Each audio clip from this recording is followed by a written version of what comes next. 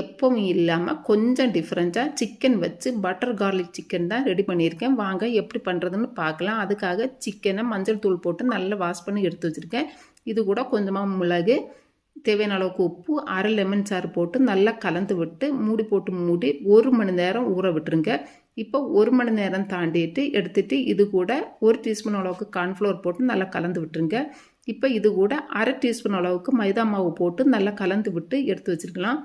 இப்போ கடாயில் கொஞ்சமாக ஆயிலும் கொஞ்சமாக பட்டரும் ஆட் பண்ணிவிட்டு இது கூட நம்ம கட் பண்ணி வச்சுருக்கிற வெங்காயம், விதை நீக்கிய தக்காளி, கேப்சிகம் ஆட் பண்ணி லைட்டாக கலந்து விட்டு எடுத்து வச்சுருங்க. இப்போ இதே ஆயிலில் கொஞ்சமாக பட்டரும் கொஞ்சமாக ஆயில் கூட போட்டு இப்போ நம்ம எடுத்து வச்சுருக்கிற சிக்கனை எல்லாம் போட்டுருங்க. போட்டு அப்படியே கலர் சேஞ்ச் ஆனது திருப்பி போட்டு கலர் சேஞ்ச் ஆகி வரும்போது எடுத்துருங்க. இப்போ அதே ஆயிலில் கொஞ்சமாக பட்டர் ஆட் பண்ணி இப்போ நம்ம கட் பண்ணி வச்சுருக்கிற பூண்டையும் ஆட் பண்ணிவிட்டு பூண்டோட கலர் லைட்டாக சேஞ்ச் ஆனதும் ஒரு பவுலில் 1 டீஸ்பூன் அளவுக்கு கார்ன்ஃப்ளவரும் கொஞ்சமாக தண்ணியும் விட்டு நல்லா கரைச்சி இது கூட ஆட் பண்ணிக்கலாம்.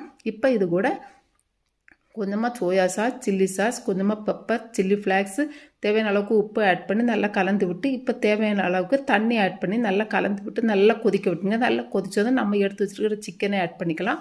ஆட் பண்ணி நல்லா கொதிக்க விட்டுக்கலாம்.